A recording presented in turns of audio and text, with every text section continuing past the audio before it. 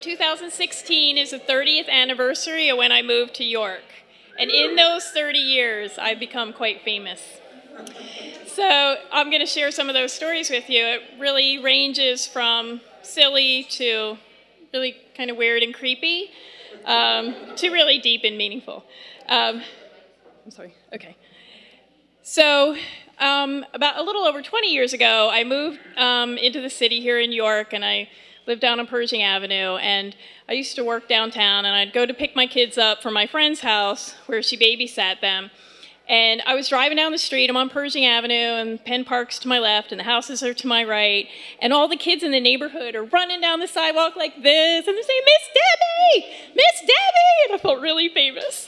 And I was just getting like this really warm glow. And then as I'm listening, I realized they're saying, "Miss Debbie, your door is unlocked!" And I thought, oh my God! So the good news is that even though clearly everybody in the neighborhood knew that my door was unlocked, nothing was disturbed. I also had other famous moments in the neighborhood. I was known as the chicken lady for a while. I know, it's pretty special.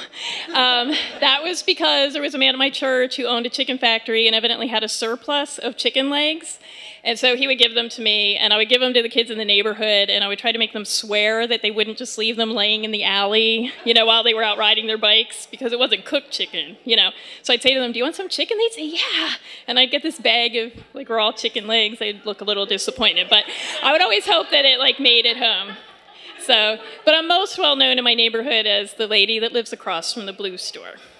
So professionally, I also have had some brushes with fame. I worked at the YWCA back in '93. I started there, and I started a mentoring program for teen mothers. So any of you know anything about 1993, that was the hot button issue. That was the social issue that everybody was in a huge tizzy about, was teen pregnancy, as if it was new. But anyway, So because I started this program, I became kind of this lightning rod for all kinds of things. York was well known as being one of the highest teen pregnancy rates in the country, so there was just all kinds of buzz about it. The other interesting fact, which I had nothing to do with, but York had, there was a group of people that had announced like a sex out day, like kind of modeled after the smoke out day, to try to get people talking about teen pregnancy. There was a huge backlash about that, as you might imagine, and Jay Leno even mentioned it on his show, his late night show. So in that climate, I started this program. So I was kind of this lightning rod for like anytime anything would hit the newspaper. So I'd get these calls at the YWCA. "Did you hear about the 9-year-old girl in Texas that got pregnant to her 30-year-old boyfriend? What do you think about that?" And I would say, "Yeah, that's not a boyfriend, that's a molester." So anyway, and it turned out she wasn't really 9, and so then they used that quote in a different article about something different. So that was interesting. I would say I hit a real low when someone from the Geraldo, how do you say his name? Geraldo Rivera show called me. Yeah. Wondering if I might have a woman under 14 who had a baby with someone over 35 who the young woman and her mother might like to be on their show. Yeah, I passed on that, but somebody from the York community actually did go on the show. They clearly found her in some other way. So those were kind of yucky little brushes with fame. But in my professional and personal life, I have had the honor of getting a number of awards in York, and my picture's even in a book about the civil rights history of York, so that's all very cool.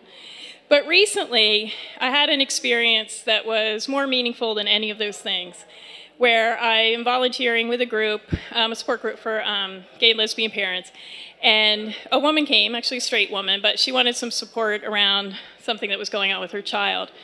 And so we offered her the support that we could, and I gave her my phone number and said, you know, I'd be happy to talk with you if anything else comes up. And years past, I had started a group called The Curve when I worked at Planned Parenthood, and I also became a little bit famous for that. And sometimes that got really kind of funny because I realized that I must be on people's diversity lists, because I kind of get these emails like, "Can you send this out to the gays?" They didn't say it exactly that way, but I knew what they were talking about. So actually, I secretly call myself the Queen of the Gays, but that was not an actual award that I won. So anyway, so this woman who was in this group, she did call me a couple weeks after that group, and I thought she was going to ask to meet with me and, you know, just kind of talk through some of the things that was going on with her child.